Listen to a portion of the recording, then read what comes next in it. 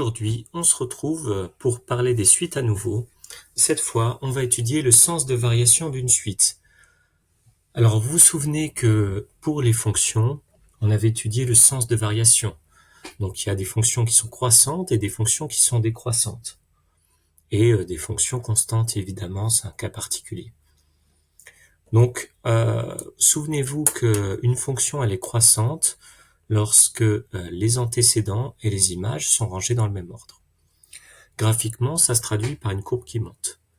Une fonction, elle est décroissante lorsque les antécédents, donc x1, x2, et les images f de x1 et f de x2, sont rangés dans un ordre inverse. C'est-à-dire si j'ai x1 inférieur à x2, f de x1 supérieur à x2. Donc ça se traduit par une courbe qui descend si vous représentez la fonction graphiquement. L'essence de variation d'une suite, ça va être un rappel de ce que vous avez vu sur les fonctions. Je ne vais pas passer beaucoup de temps là-dessus, mais en fait, la suite UN est croissante donc à partir du rang k, si pour tout entier n supérieur ou égal à k, un plus 1 supérieur ou égal à un. Donc en fait, ça veut dire quoi? Ça veut dire que finalement, plus n augmente, plus un augmente. D'accord? Pour une suite décroissante, ça va être l'inverse. Plus n augmente, plus un va diminuer. Donc ça se traduit par, pour tout entier n supérieur ou égal à k, un plus 1 inférieur ou égal à un. Je vais pas forcément une suite est monotone lorsqu'elle est croissante ou décroissante. D'accord?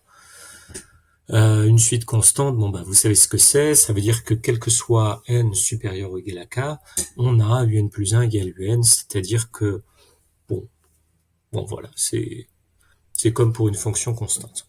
Ok? Donc ça, c'est finalement pour remettre en place des définitions, parce qu'effectivement, c'est intéressant d'étudier les variations d'une suite. D'accord? De même que pour les fonctions, ça permet de comprendre ce qui se passe. Alors, maintenant, pour étudier les variations, de quoi on va se servir? Soit on va étudier le signe de un plus 1 moins un. Si un plus 1 moins un est positif, la suite est strictement croissante, et strictement positif, alors la suite est strictement croissante. Ici, elle est strictement négatif, la suite est strictement décroissante. Oui, en fait, il suffit de passer, vous faites plus un sur chaque terme, et vous retrouvez la définition d'une suite strictement croissante. Voilà, vous faites plus un sur chaque terme, et vous retrouvez la définition d'une suite strictement décroissante. D'accord? Bon. Donc ça, généralement, cette méthode-là, on l'utilise pour étudier les suites arithmétiques. D'accord? Parce que si un plus 1 égale un plus r, un plus 1 moins un, c'est r. D'accord? Ok. Deuxième technique, cette fois, au lieu de regarder un plus 1 moins un et voir si c'est positif, on va comparer, on va faire étudier le rapport, en fait, un plus 1 sur un. Ça, c'est plutôt quelque chose qu'on fait pour les suites géométriques. Donc, si un plus 1 sur un est strictement supérieur à 1, alors un plus 1 strictement supérieur à un, donc la suite est strictement croissante. Si c'est inférieur strictement à 1, alors évidemment, la suite est strictement décroissante. D'accord? Donc,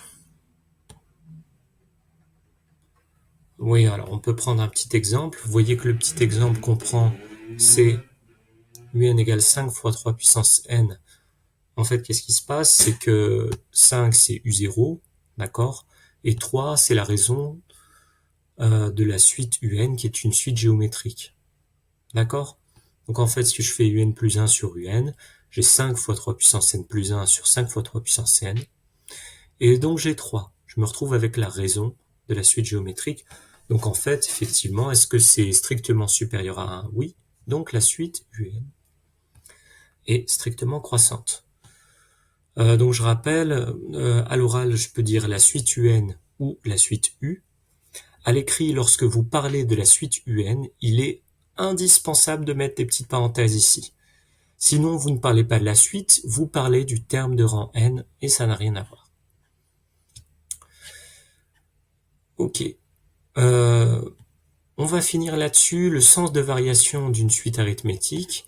Eh bien, en fait, en étudiant un plus 1 moins un, on peut montrer très facilement que si R strictement positif, la suite est strictement croissante, si R strictement négatif, la suite est strictement décroissante, et si R égale 0, la suite est constante. Donc en fait, ce qui est intéressant, c'est que pour étudier les variations d'une suite arithmétique, il suffit, d'accord, de regarder R, la raison. Je rappelle que R, c'est le terme qu'on ajoute pour passer de U0 à U1, de U1 à U2, etc. Donc en fait, il suffit de regarder la raison. Si elle est strictement positive, la suite est strictement croissante. Strictement négative, la suite est strictement décroissante. Et si c'est 0, la suite est constante. C'est un peu évident. Même chose pour une suite géométrique. Qu'est-ce qui se passe en fait si... eh bien en fait, encore une fois, c'est super parce qu'il suffit de regarder la raison. Alors attention, on regarde les suites géométriques dont le premier terme est différent de 0. Parce que si le premier terme c'est 0 et que vous multipliez à chaque fois par un même nombre, votre suite est constante égale à 0. Donc on se débarrasse de ce cas finalement qui est un cas très facile à traiter, quoi. Alors si Q est strictement supérieur à 1, ça veut dire que en fait, eh bien, on peut regarder U0. Donc vous voyez, là on a un certain nombre de cas à traiter. Donc voilà, c'est un petit peu plus compliqué que pour les suites arithmétiques parce qu'on doit regarder non seulement si la raison est strictement supérieure à 1 ou comprise entre 0 et 1, mais en plus on doit regarder le signe de U0. Donc je vais pas lire tout ça dans le détail,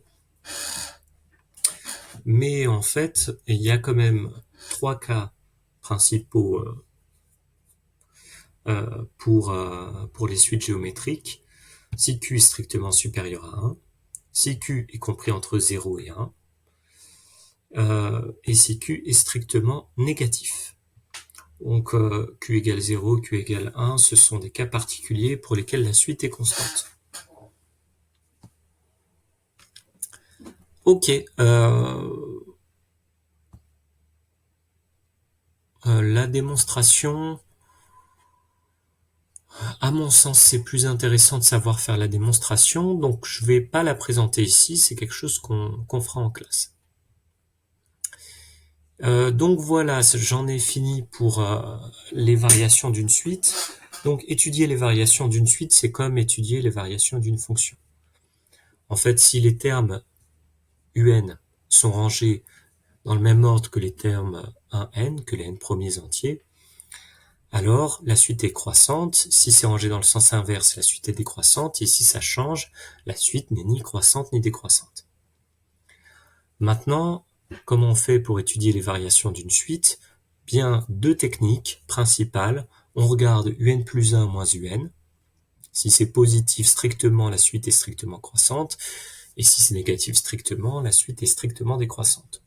Deuxième méthode, on regarde si un plus 1 sur un est strictement supérieur à 1 ou strictement inférieur à 1. Donc ça, c'est plutôt pour les suites géométriques. Donc après, vous avez des propriétés qui permettent effectivement de connaître le sens de variation d'une suite arithmétique ou d'une suite géométrique.